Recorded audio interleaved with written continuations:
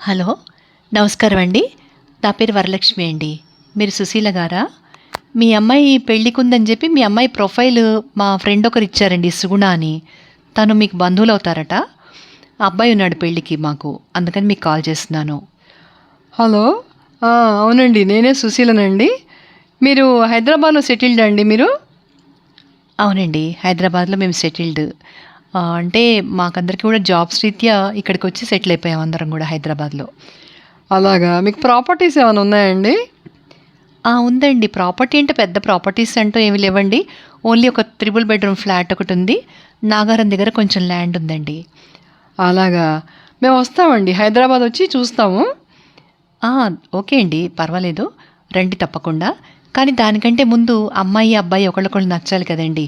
మీ అమ్మాయి పిక్స్ నా దగ్గర లేవు. ఓన్లీ ప్రొఫైల్ ఒకటే వచ్చింది. కాబట్టి అమ్మాయి పిక్స్ పంపించండి. నేను కూడా అబ్బాయి పిక్స్, ప్రొఫైల్ మీకిప్పుడు పంపిస్తాను. వెట్టిపోతాయిలేండి. ఇంత దాకా వచ్చాక ఎలా అయినా చూసుకోవాల్సిందే. పిక్స్ కూడా ఎక్స్చేంజ్ చేసుకోవాల్సిందే. పెళ్లి చూపులు చూడాల్సిందే. అవన్నీ తప్పవులేండి. అయితే దానికంటే ముందేంటంటే మేము వచ్చి ఒక్కసారి చూస్తే, అంటే మీరు త్రిబుల్ బెడ్రూమ్ ఫ్లాట్ ఉందని, ల్యాండ్ ఉందని అంటున్నారు కదా! కాగితాలు ఒక్కసారి చూసి తప్పుగా అనుకోకండి. ఏమైందంటే మా బంధువులకు ఒకళ్ళకి ఇట్లాగే అయిందండి. ఏదో ల్యాండ్ ఉంది, ప్రాపర్టీ ఉంది అన్నారు. తీరా పెళ్ళాక ఏమీ లేవని తెలిసింది. అందుకోసం అండి, ఆడపిల్లని కన్నవాళ్ళం కదండి, కొంచెం జాగ్రత్తలు తప్పవు కదా! ఏమంటారు మీరు? ఆ పెళ్లి చూపులు అవన్నీ తర్వాత చూసుకోవచ్చు, తప్పేం లేదు. నేను మా వారు వస్తాం ముందు. వచ్చి మీ ఇల్లు అవి చూసుకుని మీరు ఇంకోలా భావించకండి. ఓకేనా? థ్యాంక్ యూ అండి. అలాగేనండి. థ్యాంక్ యూ అండి.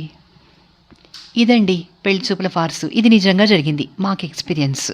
ఇది నిజంగా జరిగింది. అందుకే వీడియో చేస్తున్నాను. అందరూ అలా ఉంటారని కాదు. అలా జరిగింది కాబట్టి ఒక చిన్న వీడియో చేయాలనిపించింది అంతే.